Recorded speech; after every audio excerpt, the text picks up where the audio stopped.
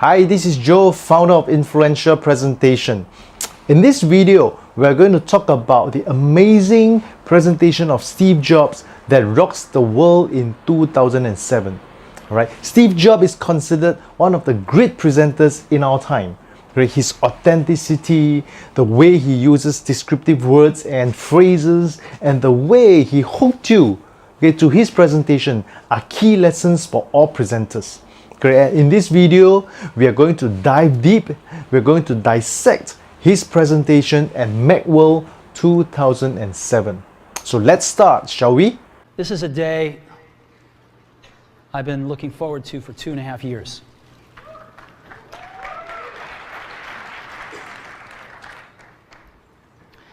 Every once in a while, a revolutionary product comes along that changes everything. See, so he uses the word revolutionary. Okay, Steve Jobs is never shy about using powerful and descriptive words in his presentation. And did you notice? He did not rush his presentation. Okay, he took his time, he paused, he thinks, he exudes so much commanding presence on stage. And Apple has been, well, first of all, one's very fortunate if you get to work on just one of these in your career. Apple's been very fortunate. It's been able to introduce a few of these into the world. In 1984, we introduced the Macintosh. It didn't just change Apple, it changed the whole computer industry.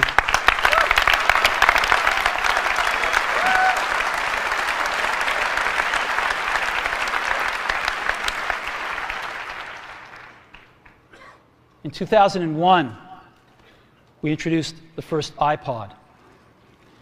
And it didn't just change the way we all listen to music. It changed the entire music industry. So he talked about the history of Apple, okay, introducing Macintosh in 1984 and iPod in 2001. He did this to set the context of Apple producing products that changed the industry, which aligns with his revolutionary word that he used earlier. You're now expecting this new product is going to change the industry, change the world, and you are hooked. All right? Well, today, we're introducing 3 revolutionary products of this class. The first one is a widescreen iPod with touch controls.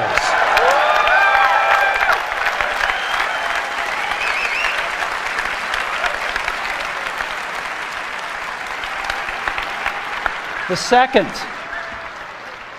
is a revolutionary mobile phone.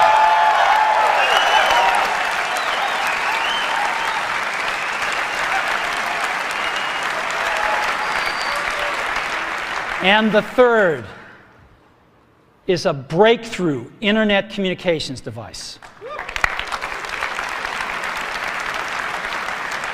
So he's introducing 3 revolutionary products instead of 1 this time. Wow! Okay, the audience are not looking at just 1 revolutionary product. They are looking at 3. So, 3 things. A widescreen iPod with touch controls, a revolutionary mobile phone, and a breakthrough internet communications device. An iPod, a phone, and an internet communicator. An iPod, a phone.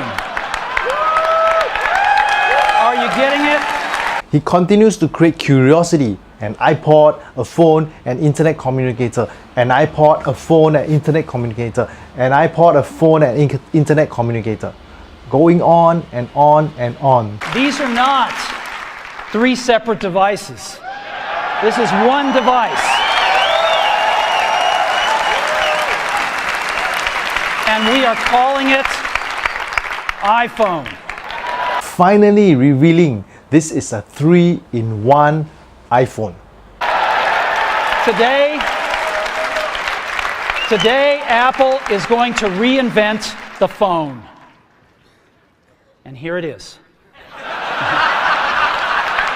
Then he mentioned of reinventing the phone and showed the 3-in-1 iPod making a twist here. Now, he got the audience into laughter by showing a huge contrast of a revolutionary product. After stirring your curiosity, he stopped with the 3-in-1 ugly iPod. Okay, not wanting to reveal the actual product, he left you hanging. Right? Absolutely brilliant sales technique. Let me talk about a category of things. The most advanced phones are called smartphones, so they say. And they typically combine a phone plus some email capability, plus they say it's the internet, sort of the baby internet, into one device, and they all have these plastic little keyboards on them. The problem is that they're not so smart and they're not so easy to use. So if you kind of make a Business School 101 graph of the smart axis and the easy to use axis, phones, regular cell phones are kind of right there. They're not so smart and they're not so easy to use. But smartphones are definitely a little smarter, but they actually are harder to use. They're really complicated. Just for the basic stuff, people have a hard time figuring out how to use them. Now, he went on to describe the problematic smartphone that is not so smart. Right? He's telling you the problem, opening up a gap to prep your mind for acceptance. With a revolutionary user interface is the result of years of research and development. And of course, it's an interplay of hardware and software.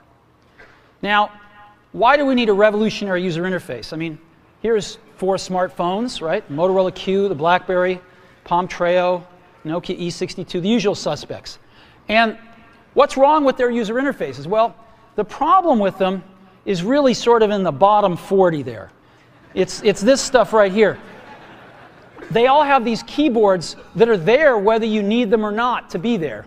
And they all have these control buttons that are fixed in plastic and are the same for every application. Well, every application wants a slightly different user interface.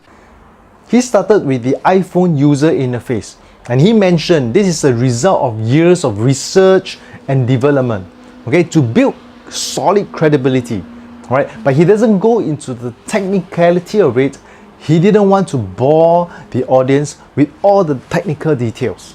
A slightly optimized set of buttons just for it. And what happens if you think of a great idea 6 months from now? You can't run around and add a button to these things. They're already shipped. So what do? It doesn't work because the buttons and the controls can't change. They can't change for each application, and they can't change down the road if you think of another great idea you want to add to this product. Well, how do you solve this? It turns out we have solved it. We solved it in computers 20 years ago. We solved it with a bitmap screen that could display anything we want, put any user interface up, and a pointing device. We solved it with the mouse, right? We solved this problem. So how are we going to take this to a mobile device? Well, what we're going to do is get rid of all these buttons and just make a giant screen. A giant screen. Now, instead, he went into the reason of having a different user interface. Again, he talked about the problem of the old design, finally revealing they have solved the problem of the old user interface and revealing the iPhone. How are we going to communicate this? We don't want to carry around a mouse, right? So what are we going to do? Oh, a stylus, right? We're going to use a stylus. No. No. Who wants a stylus? You have to get them and put them away and you lose them. Yuck. Nobody wants a stylus. So let's not use a stylus.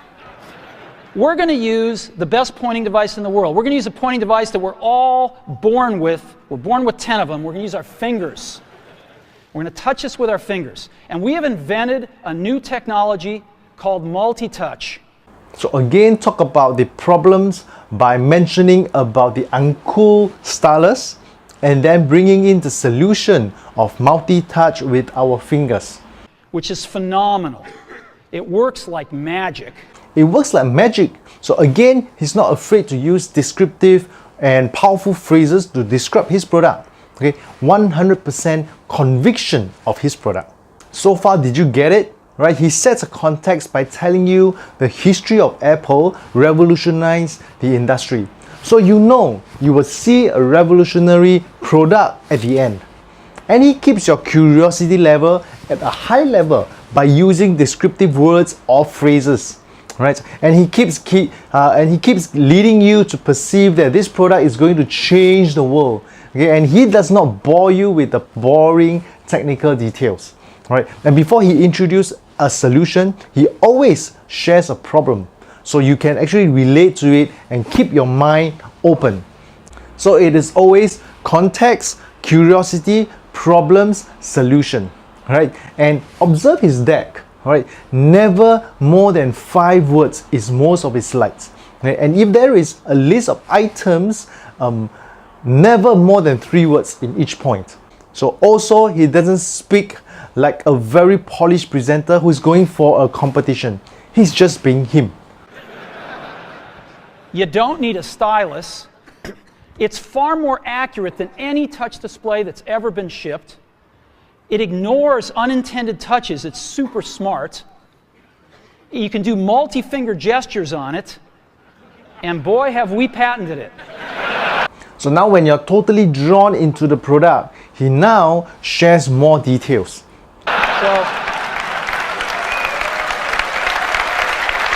So we've been very lucky to have brought a few revolutionary user interfaces to the market in our time. First was the mouse. The second was the click wheel.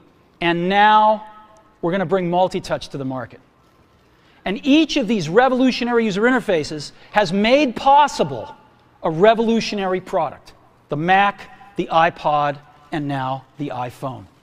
So, a revolutionary user interface. We're going to build on top of that with software. Now, software on mobile phones is like baby software. It's not so powerful.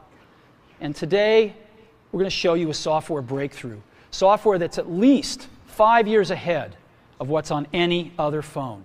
Now, how do we do this? Well, we start with a strong foundation. iPhone runs OS X. Now,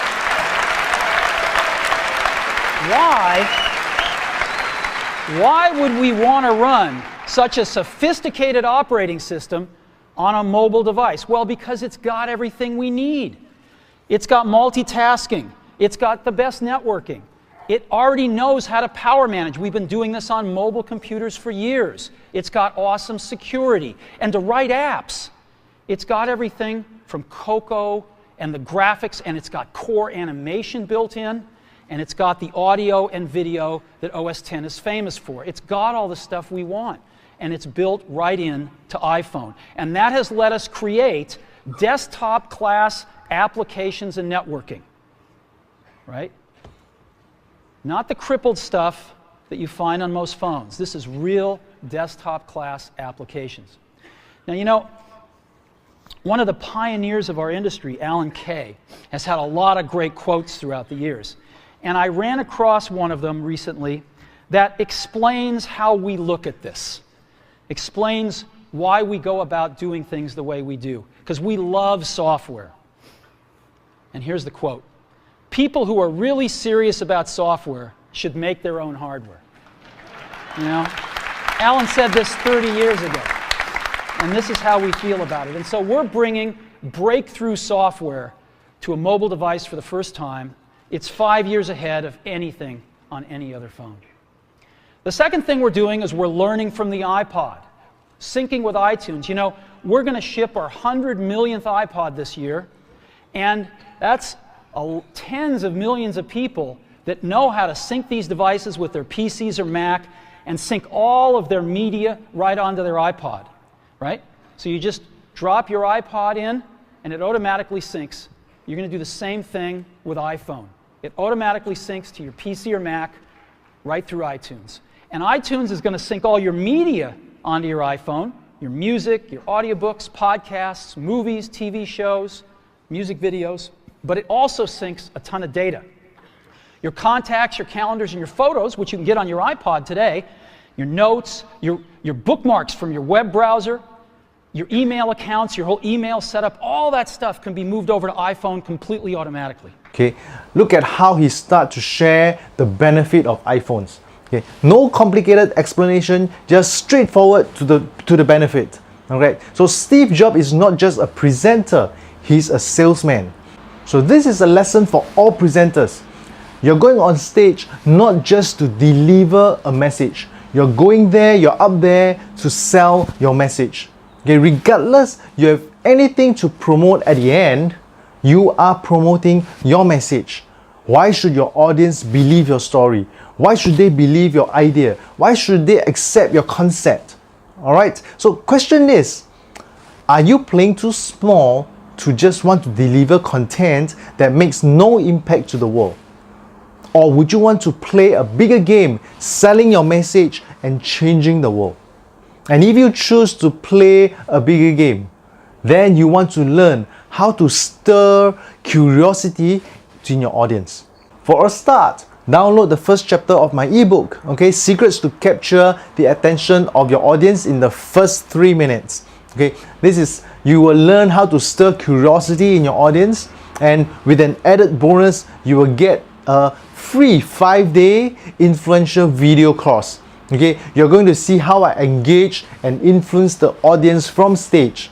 So scroll down to the description, okay, for the link to get this valuable video course that is not shown anywhere. Okay, so do give me a like to this video if you gain some value from it, and do remember to subscribe to my channel, and of course leave a comment on your thoughts on this presentation of Steve Jobs. So thank you for watching this video. I see you soon.